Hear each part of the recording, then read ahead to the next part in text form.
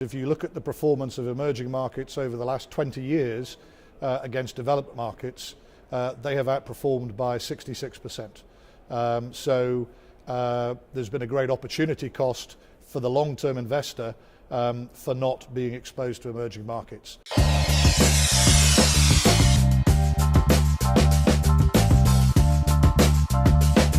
Well, it's been a fascinating year, a fascinating 3 years in emerging markets. We've seen significant underperformance over the last year and the last 3 years. I think over 30% in the last 12 months. Been driven by three things really. In the short term, as in the last year, tapering, the dreaded T word, has certainly had a lot to do with it in terms of creating capital outflows, resulting in higher rates in a number of countries. But also we've been dealing with a slowdown in Chinese growth, both actual and expected, and we've also been dealing with a slowdown in emerging market corporate profitability. So those are really the three things that have been going on.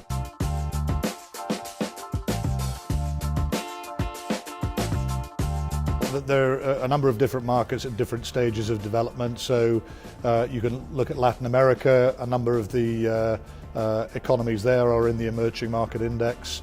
Africa, virtually all of that is in the frontier index, with the exception of South Africa. And then again, you've got a mixture of different stages of development in the whole Asian region and even in Eastern Europe. Yes, it's very much a homogenous term. You've seen in the sell-offs over the last 12 months, the market focus in on what they call the fragile five, whether it's Brazil, South Africa, Turkey, India, Indonesia.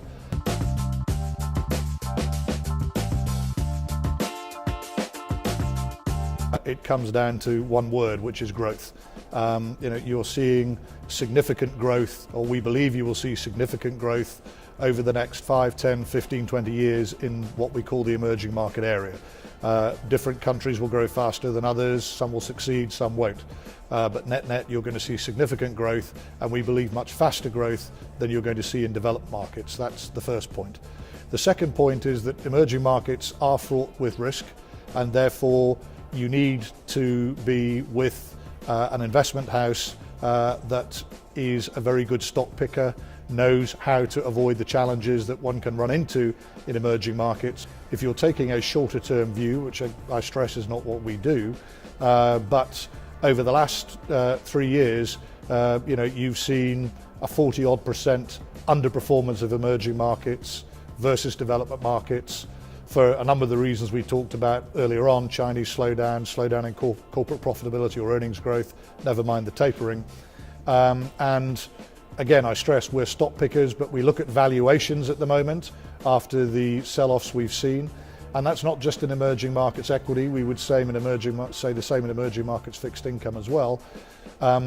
We think that the levels of markets are at pretty attractive levels at the moment.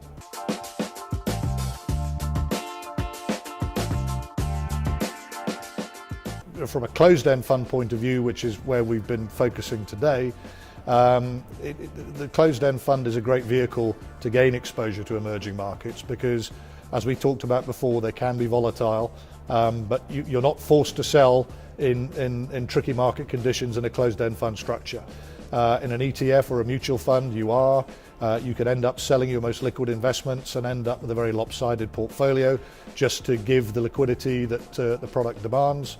And a closed-end fund can stay fully invested and can take advantage of downturns in the market, perhaps in a way that other investment vehicles find less easy to do.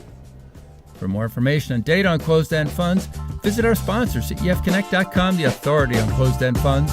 Thanks for watching. This is Closed-End Fund News.